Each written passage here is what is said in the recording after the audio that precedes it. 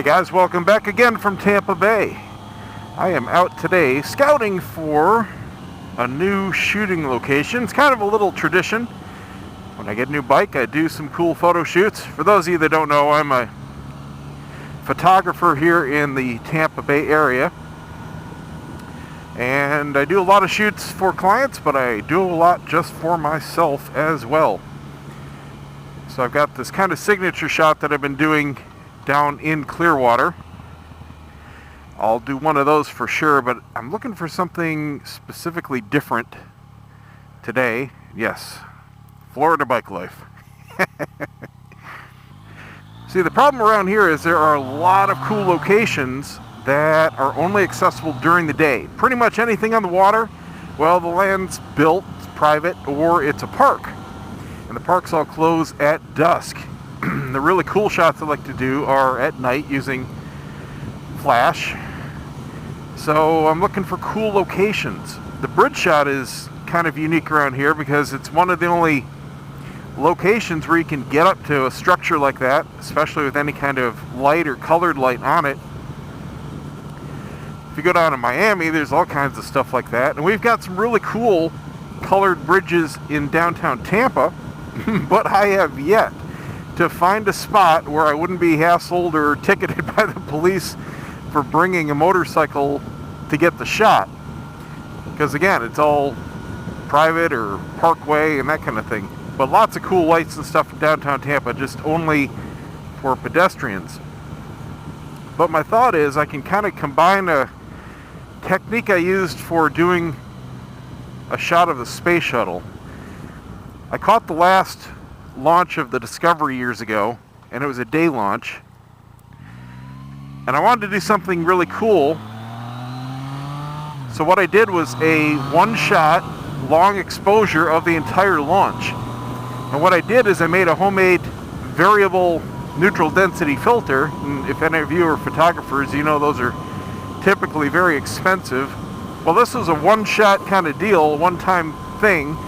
If it was a client shoot, I would just buy it and bill them, but this was for me. So what I did was I got a couple very inexpensive used single value neutral density filters from a used camera shop here downtown and figured out the ratio I wanted and made my own variable. Yep, more Florida bike life. Flip-flops, shorts, tank top, whatever. You can't convince cruiser riders, man. You just can't. So basically, the thing with neutral density filters is it's like a tint. So it allows you to darken what's coming through the lens so you can change other values about the camera. What I want to use it for is to basically dark tint my lens so I can create the illusion that I'm shooting at night. That way I can darken the sky and everything and use flash to light the bike like it would be at night, but I can go anywhere, any time of day. And what makes it a variable filter is you can rotate the two parts of it to vary the amount of basically tint.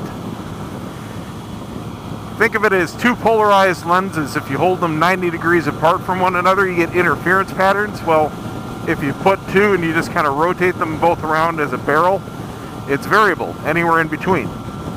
So that's what they do. Problem is I can't find it. I have so much photography gear at home. I have bins and boxes and shelves and containers from stuff over the years. Yeah, more Florida bike life. Yeah, we'll just cross on a green light. You know, we're trailer trash on our bicycles because we get DUIs. Who cares? This road is by far the leading road for pedestrian deaths. And 99% of the time, it's their fault. Usually comes down to crossing outside of a crosswalk. Usually at night, usually in black. It is what it is. I have no sympathy for stupid.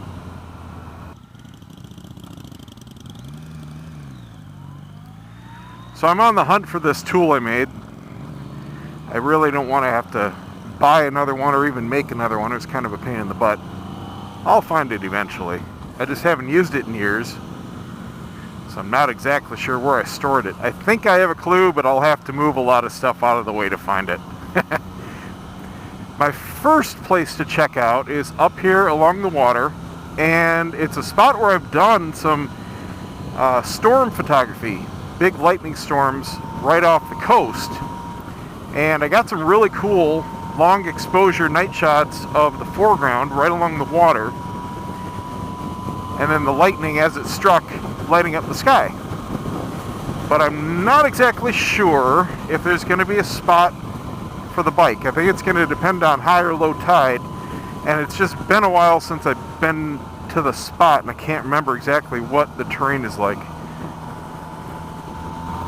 I must have bumped my mirror in the garage there. I'm not used to these antenna mirrors yet, sticking out so far. So where I park the bike, sometimes the wife and I will accidentally hit the mirror a little bit. Shoot, that's what I wanted right there. That little access road to the beach is pretty much unknown unless you're a local. Let me flip around and go get it.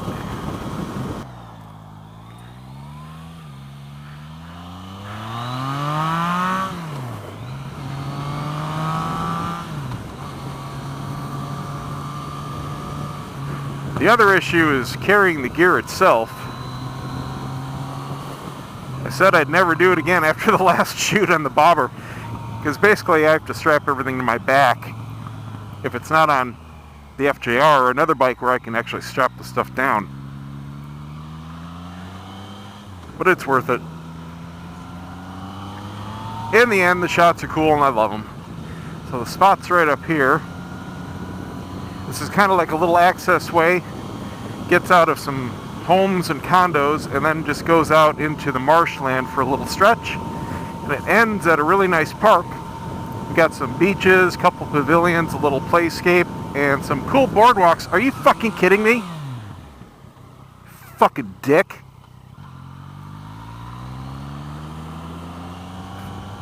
God, I hate people. I really do. Well, I just learned this brake is definitely not as strong as the FJR. I wanted a lot more out of that. Let's test that again. That's odd. When I do a really hard brake, actuates the throttle a little bit. Something needs adjustment. Well, anti-lock's kicking in like crazy. It's not that great. That's all she's got, but yeah. My throttle tension's good. Maybe it's just the way I'm holding it with my finger. Yeah, I think that was it. I think I was just grabbing two... That's all it was. Just getting used to the slightly different lever compared to the OEMs. I'll just use it a little bit further on my finger. That solved that problem. But yeah, it's not exactly a strong brake by any stretch of the imagination. Rear pulses, ABS kicks in on that very easily. But front, not so much. It just kind of slows. The FJR, very powerful front brakes. That'll actuate the ABS with two little fingers, no problem. So this is the spot I was thinking of. Great, now I'm thinking about brake upgrades on a brand new bike. It is high tide, alright. That's what I was thinking of right there. That is pretty mucky. That's an option though. Could stay about 10 feet away. Flip around. There's another spot, but this is a little more rocky. That actually might look better in a picture. That's not bad. It's solider. More solider, is that a word? More solid than it looks. Yeah. I think this will work just fine. I'll put it about right down by that ridge of gunk. May not look it in the camera, but that is actually level. It's sloped down right in front of me. Level's right there, and I wouldn't go past that, obviously. That'll give me room where I won't have the road in the picture. That'll work. Okay, that's an idea. Now I just got to go find that filter and do the shoot. I need to pick a good time for the sun, too.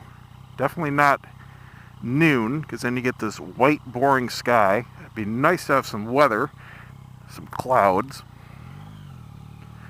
Alright, cool.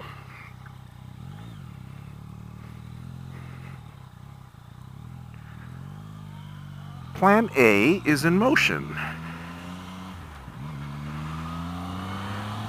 So some other updates on the bike here. I had another video a couple weeks ago, and I went over some of the updates, but it also included a tragic event. I can't go into details. That video is currently unlisted at the request of the person and the local police there and his lawyer.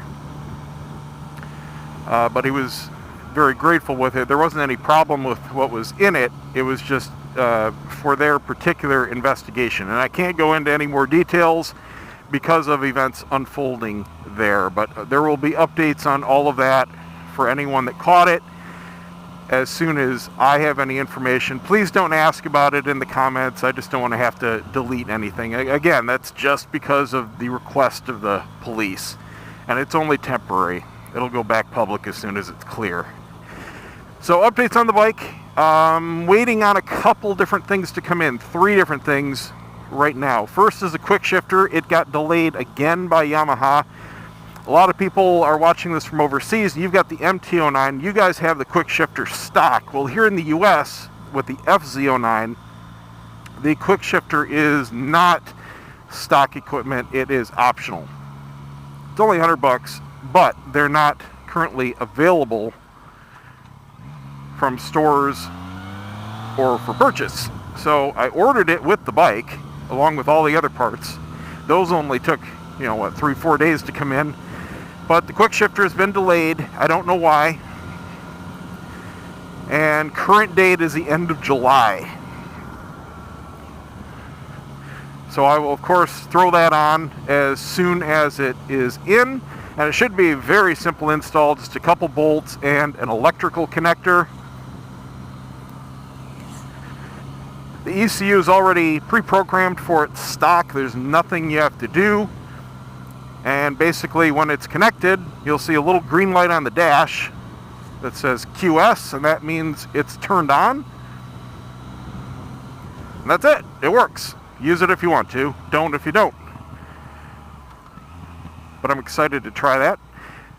I also have some aftermarket FJR replacement pegs coming in, wider by about 3/4 of an inch, which is very good for me because I've got big size 14 boots, and frankly these little pegs aren't very comfortable. The knurling on the end is sitting in the middle of my boot, and that's all I feel is a little bump. So my entire foot is resting on one little metal bump instead of a nice soft rubber supportive pad. Plus these have no dampening. With the rubber pads, it completely eliminates your feet tingling, which is very cool. Those should be in, I'm hoping within the next couple weeks. I went with Chinese pegs, only because the FJR pegs, while they're perfect, they're awesome, even on sale, a set of them is $130. The Chinese pegs were $21 shipped. But I'm going to closely inspect them, put them on, make sure that they actually are going to work and look good. If not, I will go ahead and order the Yamaha parts. It's not that big of a deal, but for $20, it's worth ordering just to see the part. Even if it doesn't work, I don't care. I'll order the good stuff. But if it works, it works. We'll see. The other big thing is that I did go ahead and order the optional lights. I could not take this craptastic headlight assembly riding around here at night, even on normal roads, even with street lights. It is just bad. Any kind of turns, even the local roads by me, nope, just can't deal with it. I need good headlights. That's all there is to it. So, unfortunately, even with the discount, it was like $480. Yamaha should be absolutely ashamed of themselves for charging that much for 2 little LED lights. That's all it is. It's a steel bracket and 2 LED lights made by PIAA. Nothing special about them whatsoever. Just the only thing about them is that they match the bike. They're all black. They're self-contained. They have an integrated connector to plug right into the bike's port just for the lights. You get a switch that goes along with the rest of your switches. They're black projectors. They match the 4 on the bike. That's the big thing. Everything else out there is chrome or white or yellow on the front and look like crap if you put them on this front end. And there are tons of other aftermarket lights out there that have been for years that work absolutely beautifully. I would love to be able to throw a set of Clearwater Darlas on there, or Glendas, or some Denalis. Those are all fantastic lights, very similar size and everything. Hundreds of dollars less, but they don't match the bike at all. They've got big chrome and white fronts. Those are for people that just don't care what they look like. They are utilitarian upgrades. They're for putting on the FJR, for hanging off a big side bracket, for putting up on your forks, for putting on your crash bars. You know, it doesn't matter. For adventure bikes, for off-roading. Not for a bike where you care that much about the style. And frankly, on this bike, I do. Am I happy about spending hundreds of dollars extra just to make them look different? No, absolutely not. Are there $500 worth of components in the lights? Absolutely not. No way in hell.